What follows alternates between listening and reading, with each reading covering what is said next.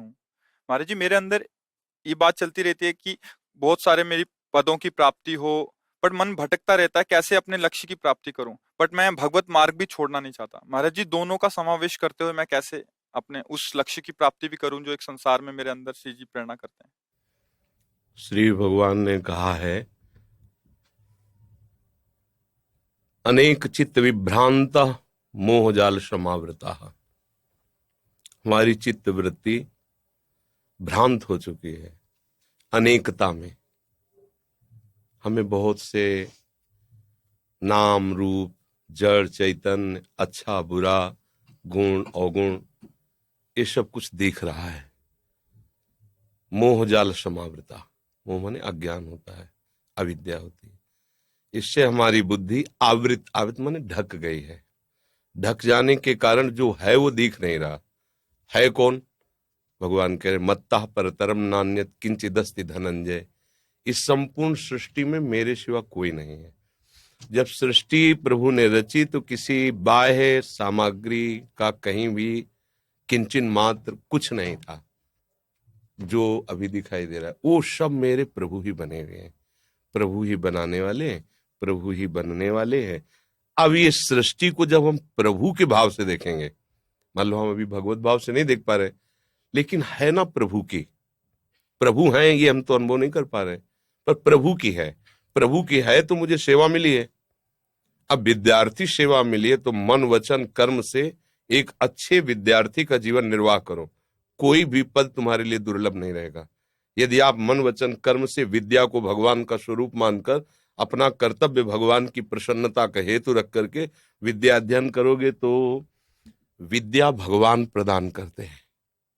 ये जो हम अपनी विद्या पढ़ के बुद्धि से करते हैं एक सीमित होती है, और जो भगवान विद्या प्रदान करते हैं तो असीम विद्या होती है। वो त्रिगुणातीत विद्या होती है, उसे कोई परास्त नहीं कर सकता। इसलिए बच्चा, विद्या भगवान का स्वरूप है, अध्ययन करना हमारी सेवा है। और हम किसी पद में पहुंचे या न पहुंचे, बात समझो, हम भारत देश में पूजा करने के लिए पैदा हुए हैं। ये भारत देश हमारा पूजा स्थान है। प्रत्येक प्राणी हमारा पूज्य है। और हमें डॉक्टर बनावे, मास्टर बनावे, हमें पदाधिकारी बनावे तो हम पूजक होंगे, स्वामी नहीं होंगे। अगर हमारी ये भावना है तो हम एक किसान बनकर भी पूरे देश का हित कर सकते हैं। हमें एक डॉक्टर बनकर, एक मास्टर बनकर हम अपने भगवान की पूजा कर सकते। अगर पदाधिकारी का अभिमान पोषण करने के लिए पद और अपनी वासनाओं की पूर्ति के लिए, तो पद की आकांक्षा मत करना। और अगर है कि हम अपने भारत देश के पूजा ग्रह हमारे भगवान का, हम यहाँ पूजा करना चाहते हैं, हमें कोई ऐसा पद मिले, ऐसा कोई शासन विभाग मिले, ऐसा कोई सेवा विभाग मिले जिससे बहुत लोगों को, जो गरीब हैं, अशिक्षित हैं, जिनको हम सुख पहुंचा सकते हैं, हमें ऐसा भगवान पद दे और मैं वह सेवा करूं, तो निश्चित वो पद मिल जाएगा। और अगर वो पद अपने अभिमान बढ़ाने के लिए मिले और अपनी वासनाओं के पोषण के लिए मिले तो तुम्हारी दुर्गति कारण बन जाएगा।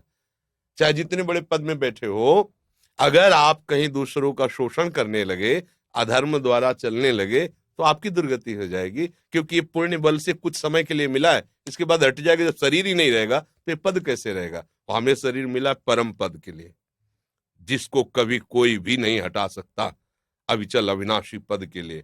तो ये संपूर्ण सृष्टि भगवान की ही सेवा है।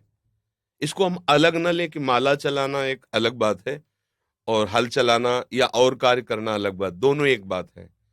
वो प्रभु का पार्षद माला चला के प्रभु को प्रसन्न कर रहा है, एक प्रभु का पार्षद बॉर्डर पे खड़ा होकर के गोली चला करके वो भगवान की सेवा कर रहा है। उसमें कोई अंतर नहीं। तो इसमें ये दो विभाग हो ही नहीं सकते कि एक संसार विभाग हो गया, एक भगवान का विभाग, तब तो बड़ा गलत हो जाएगा। एक का ही विभाग है, सेवा के अलग अलग विभाग है। ये बात समझना। आपको समझ में आए?